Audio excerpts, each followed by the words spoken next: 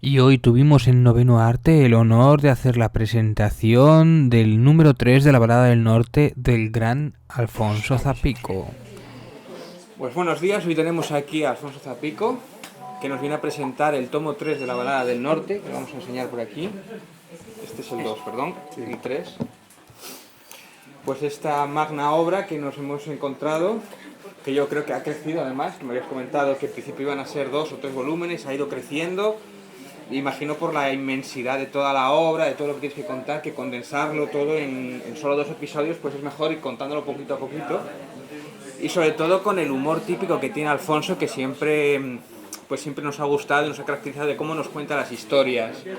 Ese humor que aquí en este volumen, en el tercero, pues empieza un poco lo que es la represión fascista, casi una venganza, por no decir, o sin casi, y él lo cuenta, torna su humor en un humor negro, yo creo, que roza el humor negro y que lo hace respetando su estilo, pero bueno, nos sigue gustando. Nos cuenta cosas muy duras. Aquí empieza lo que es pues esos 40 años de dictadura y como un levantamiento que cuando nos hablan de los dos crímenes de los dos lados, pues bueno, no es tanto los dos crímenes de los dos lados, sino la represión y la venganza que produjo todo aquello, ¿no? Bueno, ¿qué decir? Pues es una obra maravillosa que yo, por supuesto que todos los que estéis aquí, imagino que os interesará. Y yo quiero preguntarle, ¿cómo encuentras todas estas historias? O cómo tornas, sobre todo utilizando el humor, para contar estas historias tan duras. ¿Cómo es esa búsqueda? Bueno, muchas gracias por estar aquí todos hoy. La verdad que llevamos toda la semana, yo acabo de llegar, vacaciones de Navidad, sé que está todo el mundo muy liado, pero para mí la verdad que es un gustazo y un placer aprovechar y venir con el libro recién editado, porque publicamos hace un mes. Y este libro que al final, bueno, es un poquito un regalo de Navidad, ¿no? Aunque no sea muy navideña la historia. Y es el tercer libro de La Balada del Norte. Hay que decir que al principio iba a ser solo un libro, ¿no? Y cuando publicamos el libro 1 yo vi que no había espacio para condensar todo y entonces dijimos que iban a ser 2. Dijimos que iba a ser una serie de 2. Cuando terminamos el libro 2 dijimos que habría un tercero para terminar, que sería una trilogía, y ahora sacamos el tercero y decimos que habrá 4, a pesar de que 4 es un número un poco raro para hacer una serie de libros. Pero bueno, al final lo importante no es tanto el contenedor como la historia, ¿no? Y la historia es esta historia de 1934, 1933, la Revolución de Asturias. Hay unos personajes anónimos de ficción en un entorno real, histórico, que es el del octubre de Asturias. Y esta tercera parte es quizá la más dura para el lector, ¿no? Porque es verdad que, por ejemplo, en el libro 1 había páginas que tenían marco negro cuando los personajes, los mineros, bajaban a la mina. Las páginas tenían marco negro, todas las viñetas rodeadas de negro porque estaban dentro de una mina de carbón. O cuando algo sucedía de noche, ¿no? Esto pasaba también en el libro 2 y de repente en el libro 3 hay muchas cosas que suceden y que tienen un marco negro, un marco oscuro, y tiene que ver sobre todo con el contenido, porque es una historia de derrota, es una historia de desilusión, de huida, es un final, ¿no? Hay un desenlace que es el desenlace de la gran historia de la Revolución de Octubre, que es la que aparece en los libros, y falta todavía el desenlace de estas historias de estos personajes que conocimos en el libro 1, que son un poco los vehículos que llevan al lector por toda la narración, y esas historias tienen un desenlace en el próximo libro. Por eso necesitábamos 4 para terminar. Vale, muy bien. Hay una parte que me ha gustado muchísimo, que es casi como una road movie, que es esos dos personajes protagonistas, Apolonio y el chaval, que es la diferencia de clases que tienen entre los dos, que está muy marcado.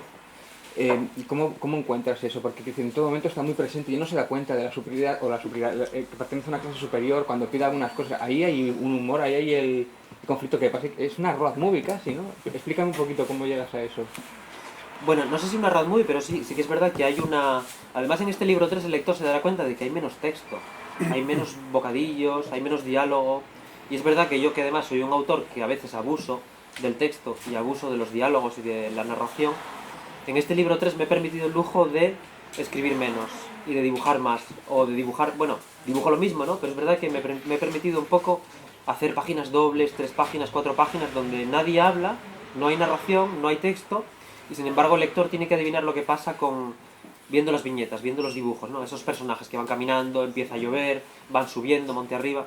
Bueno, pues esto pasa en... Es verdad que como esta historia además En esta historia hay muchas cosas que aparecen un poco, donde el lector se da cuenta un poco indirectamente, yo no cuento nada, pues esto me lo permite, ¿no? Y es verdad que también esta relación antinatural entre Tristán, Apolonio, que es un poco el hijo del patrón, el dueño de la mina, este minero, bueno, hay un choque ahí de mentalidades, vienen de mundos diferentes, de planetas diferentes. Esto es un poco la parte que pertenece a la novela.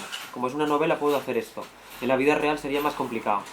Aunque en la vida real se reproduciría seguramente este patrón o esta conversación en la que al final ellos sí que caminan juntos, comparten un momento y un espacio, pero se dan cuenta de que eso no va a ir más allá, porque al final uno sí que quiere su ducha de agua caliente y quiere su café con leche, y el otro vive al día, y el otro no sabe qué es lo que va a pasar mañana porque no se puede permitir el lujo de pensar en el mañana, ¿no?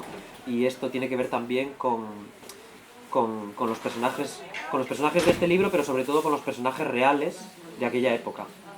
Y también hay otra cosa que me impacta, porque igual que los tomos anteriores, sí que habíamos visto escenas de acción y algunas escenas violentas y tal, pero aquí incluso te acercas casi a la violencia explícita, incluso al gore casi.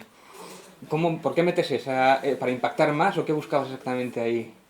Bueno, esto es la parte del final, esto que es verdad que además con mucho tino decías que esto a mí como que no me pegaba mucho, y es verdad que a mí esto no me pega mucho. En la parte final hay un desenlace que va pasando muy rápido en las últimas páginas, en los últimos capítulos, y hay como... Y sí es verdad que es un final como violento, ¿no? Y a mí esto no me pega mucho, porque además la violencia auténtica en el libro 3 está sobre todo en las páginas donde no pasa nada, donde hay unos personajes que están sentados en la oscuridad, hablando ahí, tapados con unas mantas, pasando frío, y ahí está la violencia auténtica, y ahí está de verdad el dolor crudo, ¿no? Pero luego hay una parte ya de novela, tiene también que ver con un poco con este formato de ficción, de novela, y al final pues... Y esto yo lo he hablado con los editores y yo creo que tiene que ver con la presión que los editores de Astiberri me metían para terminar el libro, ¿no? Y yo terminé el libro aquí en Avilés en verano, encerrado en casa, a 35 grados de calor, y yo creo que este final violento tiene que ver también con el proceso, y sobre todo con que esta historia no podía tener otro final. O sea, tenía que tener un final violento porque era una historia, a pesar de que, bueno, yo cuento la historia con muchos personajes, metiendo titulares de periódico, dando una visión general, más o menos amable, pero es una historia violenta y tenía que tener este final bastante violento también, ¿no? Bueno, no sé qué más preguntar por aquí, poco más. Yo no sé si tenéis alguna pregunta por el público que queréis hacerle. Bueno, yo las obras las conozco, o sea que yo quisiera hacer preguntas sobre ti. O sea, ¿qué proyección ves en tu vida escribiendo cómic? ¿Cuál es tu evolución? O sea, ¿piensas seguir en Angoulême? ¿Vas a venir a Asturias? ¿O vas a estar bailando entre los dos lados? ¿Te decides a venir aquí, quedarte aquí o no es...? Bueno, yo vivo en Angoulême, en Sí, Francia, sí. llegué allí por el tema del cómic, porque Angoulême es la ciudad del cómic. Sí, sí. Yo en Angoulême no seguiré, pero en Francia seguiré porque soy funcionario en Francia, entonces yo ya... Ah.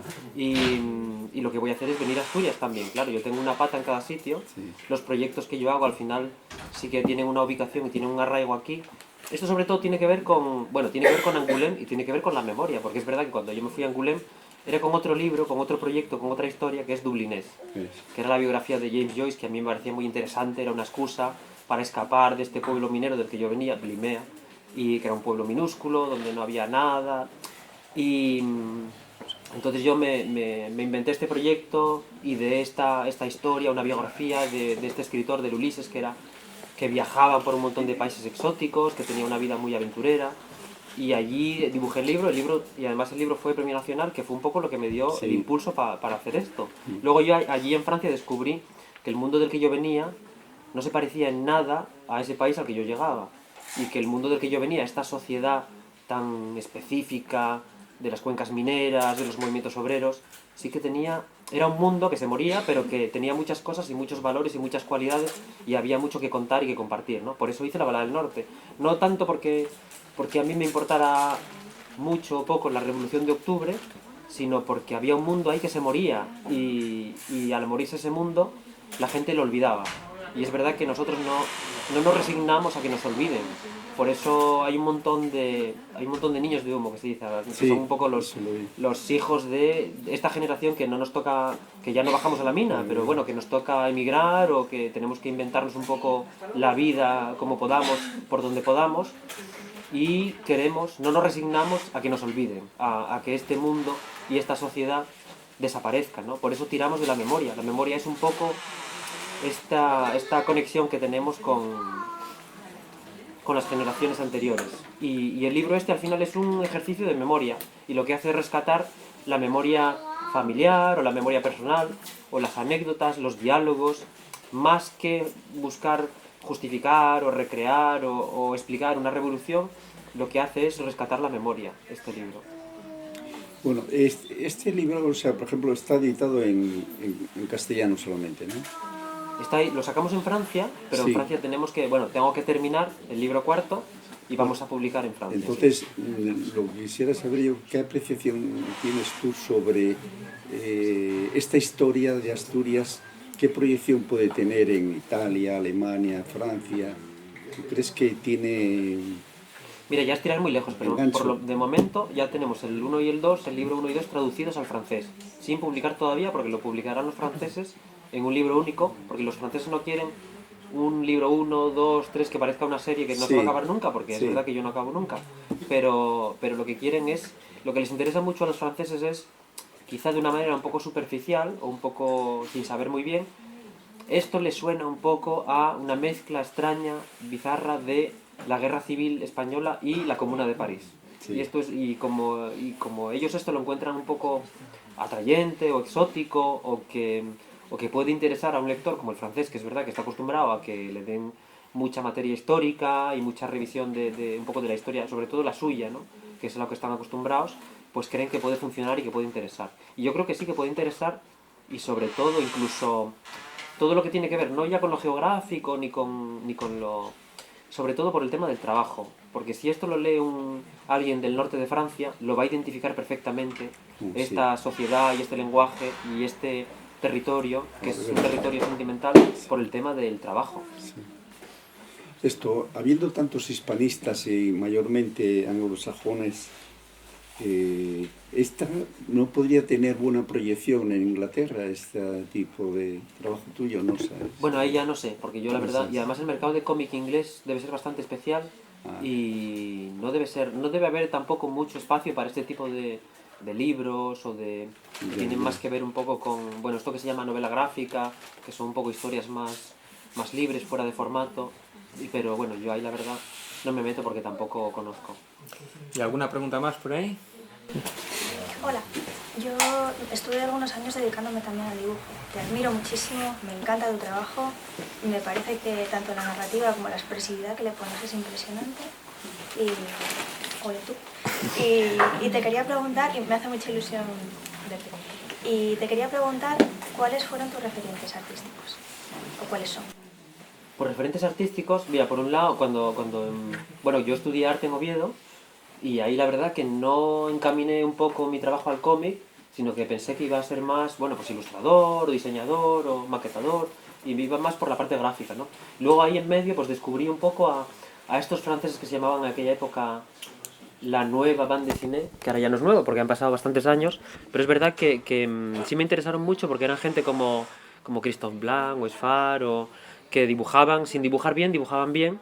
Y yo decía, bueno, sin dibujar bien se puede dibujar bien, ¿no? Y se puede contar una historia, porque yo tampoco soy buen dibujante en el fondo, pero bueno, a mí lo que me interesa es contar la historia, ¿no? Y es verdad que a lo largo de los años, pues me he evolucionado y he mejorado, pero cuando yo empecé sobre todo, y tampoco ahora no me considero un buen dibujante, pero sí hago un esfuerzo por contar una historia, ¿no?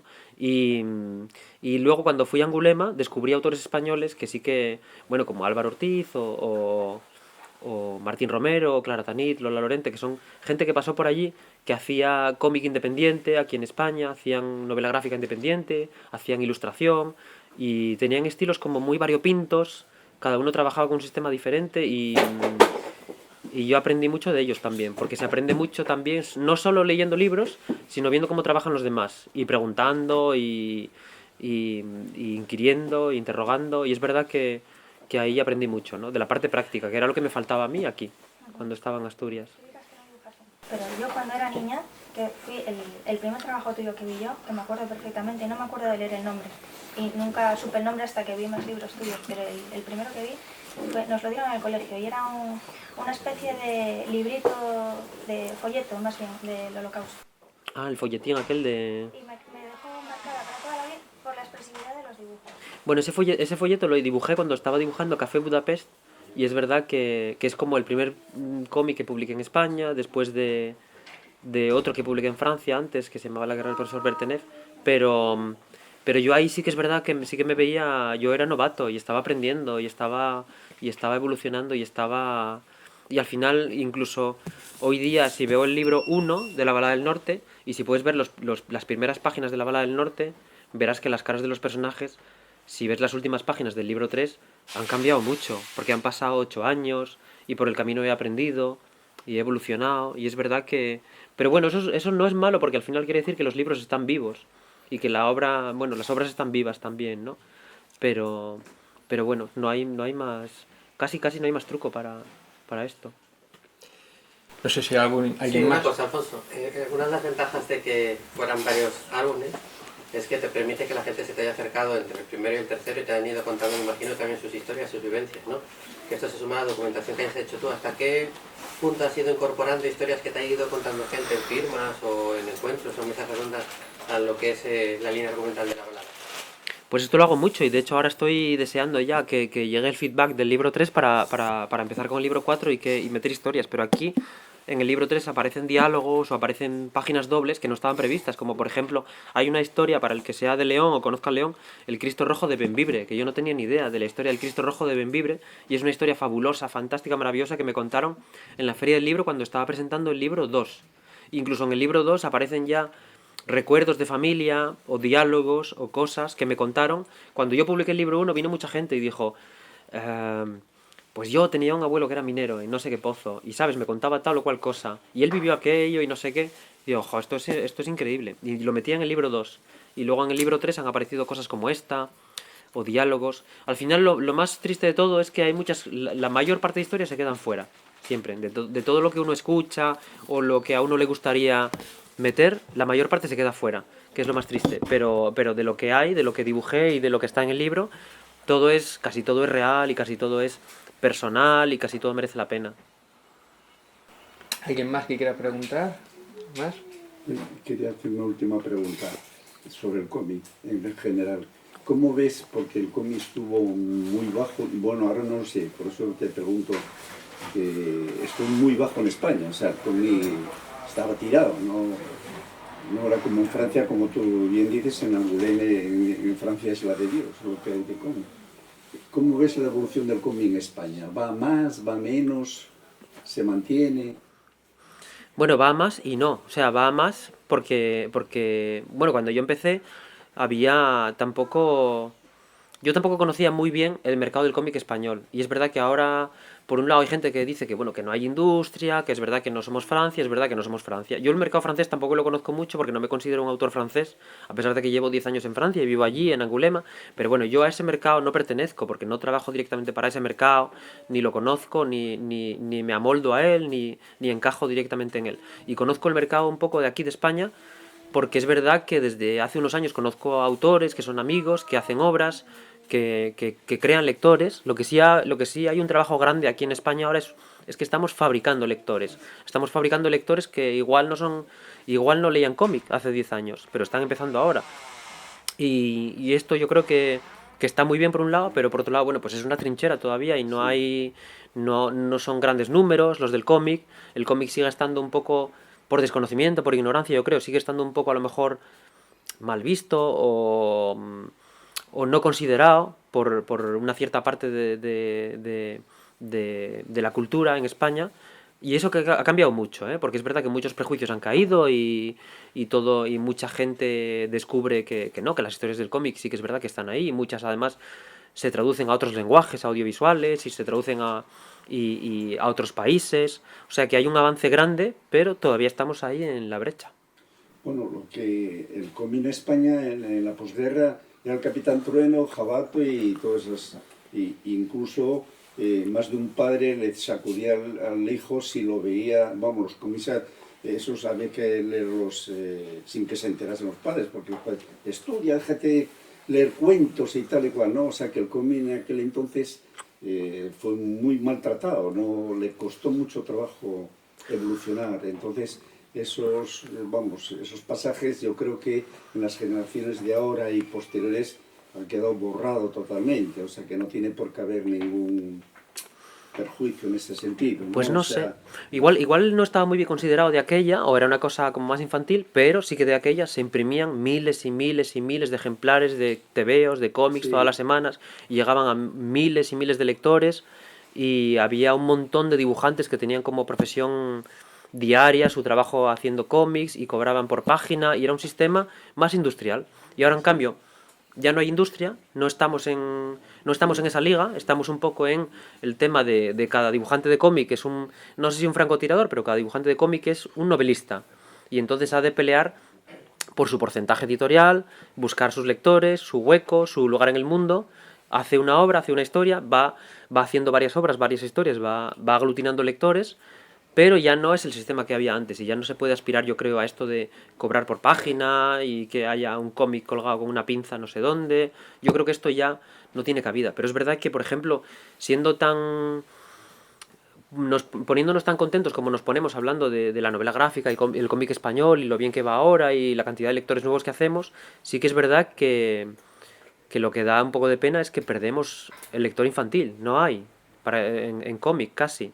Ahora sí que hay como una especie de batalla para conseguir a través de los cómics lectores, jóvenes lectores, lectores infantiles, pero eso sí que creo que se abandonó un poco, se dejó de lado, porque la novela gráfica ya nos daba suficientes lectores adultos y generalistas, y a pesar de todo, si no hay jóvenes lectores, si no hay niños que lean cómics, no hay industria posible.